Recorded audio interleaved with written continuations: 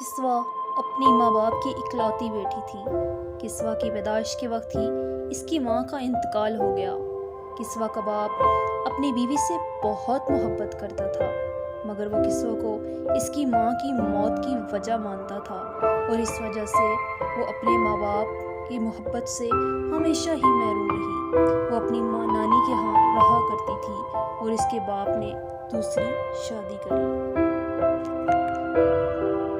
یہ بھی 7 سال کی ہی تھی کہ نانی کی وفات ہو گئی، اور اس پر زندگی نے ایک اور بڑا ظلم کیا، اور وہ اب اپنی مامی کے ہاں رہتی تھی۔ اس کے 2 بیٹے تھے۔ وہ بالکل بھی اس کا خیال نہیں رکھتی تھی۔ وہ کسوہ سے سارا دن نوکروں کی طرح کام کرواتی اور تھوڑی سی غلطی کر اس کو بہت مارتی تھی۔ اس کے ماموں ملک سے باہر تھے۔ ان کو معلوم تھا کہ کسوہ کے ساتھ ان کی بیوی کا رویہ اچھا نہیں ہے۔ ان کے ماموں اصولوں کے تھوڑے سخت آدمی تھے۔ جب بھی ان کی بیوی کا جھگڑا ہوتا تو اس کی مامی سارا غصہ کسوہ پر لگاتی اور اس کو اتنا مارتی کہ اس کے جسم پر جگہ جگہ برے نشان بن جاتے۔ ایک مرتبہ ایسا ہوا کہ اس کی مامی نے اس کو جس چھری سے مارا اس کے اندر تھی، اور جب مامی نے کسوہ کو مارا تو وہ کیڑا اس کے بازو کے اندر ہی چلی گئی۔ مامی نے زخم دیکھ کر بھی رحم نہ کیا اور نہ کوئی دوا دی۔ کسوہ دن بھر کام کرتی اور رات سے دردناک چلاتی رہتی، مگر مامی کو اور اس کے کزن کو اس کا کوئی خیال نہ تھا۔ وقت گزرتا گیا اور زخم بڑھتا گیا، اتنا بڑھ گیا کہ بازو میں نس پڑ گئی، اور آخرکار محلے کی ایک عورت اس کو ہسپتال لے گئی۔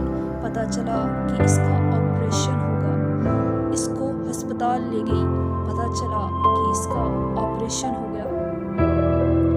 جب مامی سے پیسوں کا بولا گیا تو اس نے صاف انکار کیا۔ وقت اسی طرح گزرتا گیا اور زخم بڑھتا گیا۔ باپ بھی کیسا باپ کہ اس نے واپس پلٹ کر بھی نہیں دیکھا کہ میری بیٹی کیسی ہے، اور آخرکار محلے کے ایک آدمی نے جو بہت اچھا تھا اس کا آپریشن تو کروا دیا، مگر افسوس کہ کسوہ کا بازو کاٹنا پڑا اور اس کی آدھی بازو کاٹ دی گئی۔ اب بدقسمت کسوہ نے ایک بازو ہی سے زندگی گزارنی شروع کر دی۔ اب کسوہ کی عمر 18 سال ہو گئی تھی۔ یہ شکل و صورت کی بھی اتنی اچھی نہ تھی۔ یہاں نہ اس کو کوئی سکھ تھا نہ کوئی خوشی، مگر پھر بھی کسوہ ایک اچھی لڑکی تھی۔ اس کی بچپن کی ایک دوست عائشہ بھی تھی۔ عائشہ بہت اچھی تھی، مگر اکثر کسوہ کے ہاں آیا کرتی تھی، اور اس کو چھوڑنے کے لیے اکثر اس کی ماں یا اس کا بھائی آیا کرتا تھا۔ کسوہ کا ایک ہاتھ نہیں تھا، مگر اس کی کمی خود کو کبھی محسوس نہیں ہوتی۔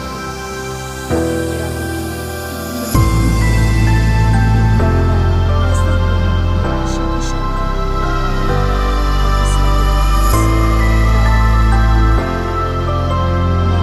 اب بوڑھی ہو چکی تھی، اور اس کا ایک بڑا بیٹا نعمان اور دوسرا رحمان تھا۔ نعمان پر اپنی ماں کی غلط تربیت صاف نظر آتی تھی۔ انتہا کا بدتمیز اور عیاش لڑکا تھا۔ مامی نے نعمان کو کہا کہ وہ شام کو اس کی سہیلی کے گھر کسوہ کو چھوڑ آئے۔ نعمان کی شروع ہی سے کسوہ پر بری نظر تھی۔ وہ ایسے موقعوں کی تلاش میں تھا۔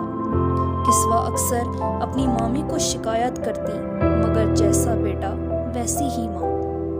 وہ کہتی تم اتنی اچھی ہوتی تو تمہارا باپ تمہیں کبھی ہمارے سر نہ چھوڑ کے جاتا۔ تم اتنی منحوس ہو کہ پیدا ہوتے ہی ماں کو کھا گئی۔ کسوہ کو کبھی اس کی مامی نے اچھے کپڑے نہیں دلائے تھے۔ اس کی دوست عائشہ بہت امیر گھر سے تھی۔ ایسا نہیں تھا کہ کسوہ لوگ غریب تھے، مگر صرف اس کو ہی مرضی کا کھانا اور پہننا نصیب نہیں تھا۔ اب کی بار جب اس نے مامی سے پیسے مانگے تو مامی نے اپنے اترے ہوئے پرانے کپڑے اس کو دے دیے، مگر دیکھنے میں اچھے تھے۔ جیسے بھی اس نے وہی کپڑے پہن لیے، اور یہ ان کپڑوں میں بہت ہی زیادہ خوبصورت لگ رہی تھی۔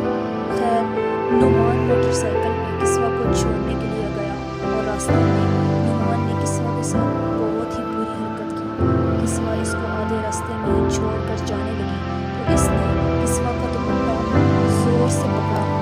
وجہ سے کسوہ زمین پر گر گئی اور اس کو چوٹ لگ گئی۔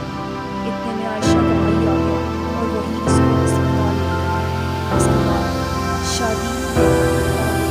عائشہ کی شادی اور کسوہ کے بھائی ہوئی اور وہ دونوں ایک دوسرے کو پسند کرتے تھے۔ کسوہ کو اس کا بڑا بھائی بہت ہی اچھا لگا۔ شادی کے انتم پل پر وہ مر جاتا ہے اور عائشہ کا بھائی اس کو بہت چھوڑتا ہے، لیکن اس کو اس بات کی کوئی پرواہ نہیں تھی کہ کسوہ کا ایک پاک بھائی ہے۔ شازیہ کی امی نے کسوہ کا رشتہ بھجوایا مگر اس کے ماموں نے صاف منع کر دیا کیونکہ وہ اپنے گھر کی اچھی بڑی مہمانی ہاتھ سے کیسے جانے دیتے، مگر جیسے تیسے وہ مان ہی گئی اور طے پایا کہ اس کی شادی اس کے ماموں کے آنے کے بعد ہوگی۔ اور نعمان کو یہ پسند نہیں آیا۔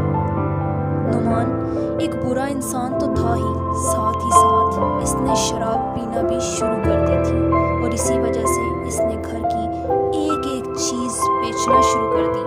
آخرکار ان کے پاس ایک گھر بچ گیا تھا اور کچھ زمین جو صرف اور صرف اس کے باپ کے آنے کے